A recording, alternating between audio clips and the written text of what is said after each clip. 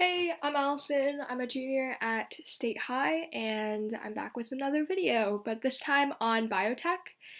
And I'll be going over the project I did with Rick and Kevin my freshman year, so 2018 to 2019. We placed at regionals and we made it to semis at states, so yeah, lots of fun. And I guess we'll get started with looking at the rules.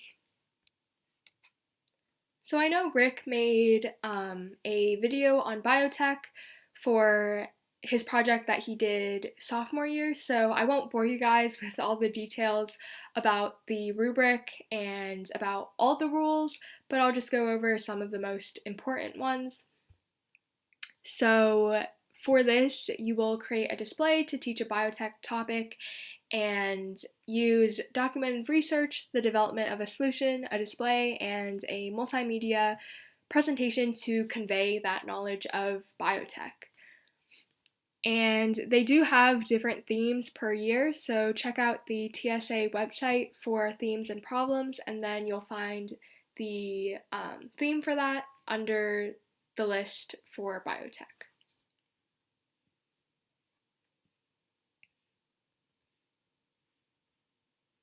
So this is a lot of information about the documentation materials, and so documentation materials is just a portfolio.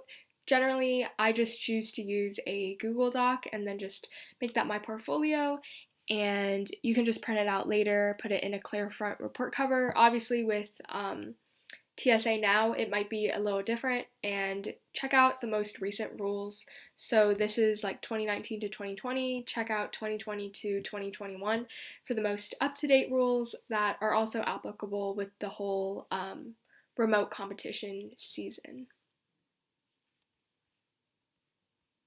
Yeah, so title page, table of contents, definition, explanation of the problem.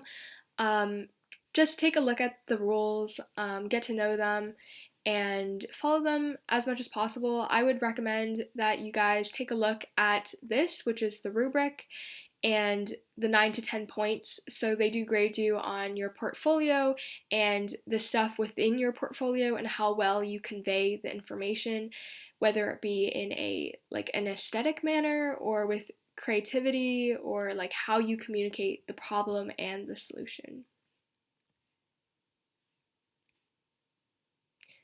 Yeah, so I guess now I'll show you guys our portfolio and then our display. So here is the Biotech States portfolio. What we did was searching marine ecosystems for new antibiotics, and it basically was kind of to address the growing antibiotic resistance to antibiotics. So for explanation of the problem, we have information about, like Alexander Fleming, who discovered penicillin, and when he discovered that, as well as how that relates to today and what the problem is, potential solutions for the problem. So as you can see, right, like this is the problem, right? As we increase our use of antibiotics, they slowly evolve to become more resistant to our current antibiotics. So that's the problem, and here we have the solutions to the problem. Following this, we have real-life applications, supplementary information. So here we have some statistics. So here we have our Technology Student Association plan of work. So what this is when you guys are going through your project, you need to basically fill out a table with like the date, the task, the time involved, the team members, and like additional comments. So for example, on February 6th, all of us for 45 minutes, we met together, decided what we would be doing, and worked to 3D print a basic model of biotech lab equipment. And at the end, you will need to print this out and get your advisor's signature. Here we have our bibliography, and that concludes our portfolio.